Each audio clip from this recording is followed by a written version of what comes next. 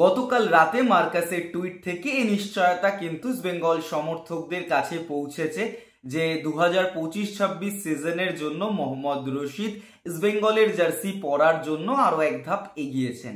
তো এই মোহাম্মদ রশিদ নিয়ে আমরা কিছুটা ডিসকাশন করলেও আমরা জানিয়েছিলাম আগামী দিনে আরো বিস্তারিত আলোচনা হবে যখন এই ডিলটা আরো বেশি প্রোগ্রেস করবে।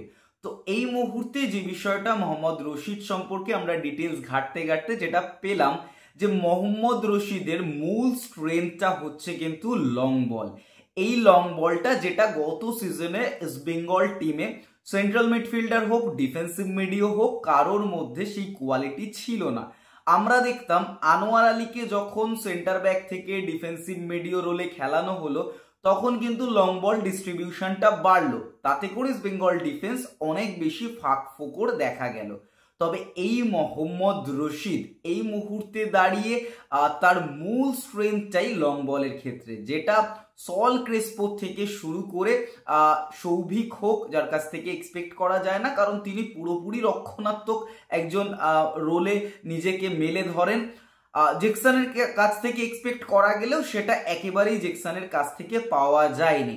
এবার এই মোহাম্মদ রশিদ আমরা স্ক্রিনে রাখলাম। মোহাম্মদ রশিদ তার যে প্লেটা বা প্লেইং স্টাইলটা সেটা কতটা জায়গা বা এরিয়া ছড়িয়ে সেটা তোমরা হিটম্যাপটা দেখলেই বুঝতে পারবে।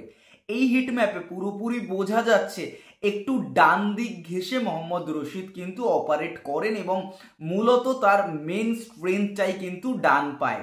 এবার এই মোহাম্মদ রশিদ সম্পর্কে যদি আরেকটু বিস্তারিত আমরা জানতে চাই, প্রথম কথা আমরা দেখে নিই এই মোহাম্মদ রশিদের পুরো নাম কিন্তু মোহাম্মদ বাসিম আহমেদ রশিদ, যিনি একজন ফিলিস্তিনি ফুটবলার এবং লিগ ওয়ানের ক্লাব পারসেবায়া সুরাবায়াতে ফুটবল খেলছেন এবং প্যালেস্তাইনের ন্যাশনাল টিমে তিনি কিন্তু সার্ভ করেছেন।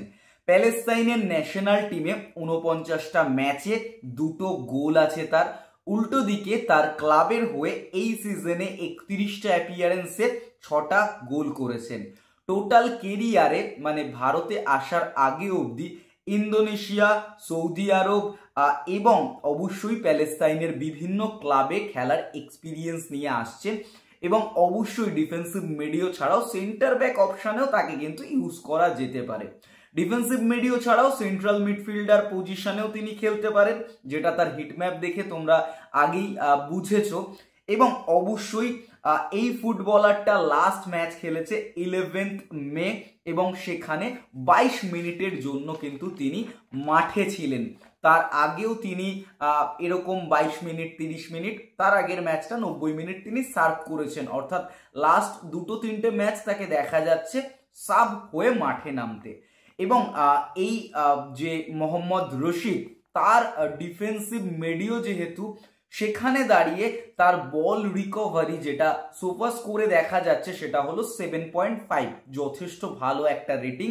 এবং তিনি কিন্তু লং বল ডিস্ট্রিবিউশনের ক্ষেত্রে তার এই যে সিজনটা গেল 2024-25 মরশুমে, সেখানে তিনি 58% বল সাকসেসফুলি কিন্তু লং বল ডিস্ট্রিবিউট করেছেন এবং তার পাসিং অ্যাকুরেসি যেটা রয়েছে অল ওভার সিজন সেটা কিন্তু 79%।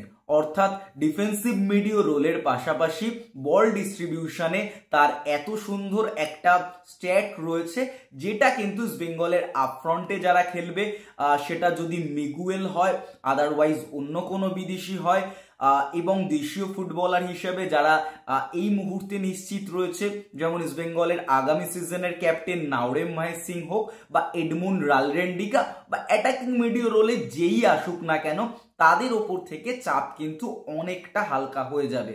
কারণ অ্যাটাকিং মিডিও হোক সেন্ট্রাল মিডিও হোক, তারা যখন মার্ক হয়ে যাবে সেই সময় দাঁড়িয়ে কিন্তু এই ডিফেন্সিভ মিডিও রোলে খেলা মোহাম্মদ রশিদ আনএক্সপেক্টেড বল, 2টো উইং থেকে শুরু করে থ্রু বল প্রত্যেকটা জায়গা অর্থাৎ গোটা মাঠের ক্ষেত্রে সার্ভ করতে পারবেন।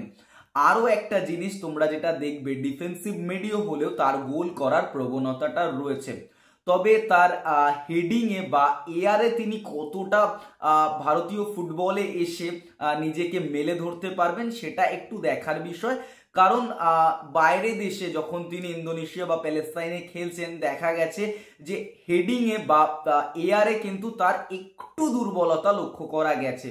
এবার ইন্ডিয়ান ফুটবলের ক্ষেত্রে সেখানে স্ট্রেংথটা তিনি ভারতীয় ফুটবলারদের থেকে বেশি পাবেন, হয়তো এখানে তিনি প্লাস পয়েন্ট পেতেও পারেন। সেটা তো অবশ্যই ইন্ডিয়াতে এসে কতটা ভালো পারফরমেন্স করেন, তবে ওয়েদার ওয়াইজ কিন্তু খুব একটা বড় ফ্যাক্টর হচ্ছে না এই প্যালেস্তাইনের ফুটবলারের জন্য। এবার দেখা যাক বেঙ্গল জার্সিতে তিনি কতটা ভালো পারফরমেন্স দেন। তোমাদের মতামত অবশ্যই তোমরা কমেন্ট বক্সে জানাও।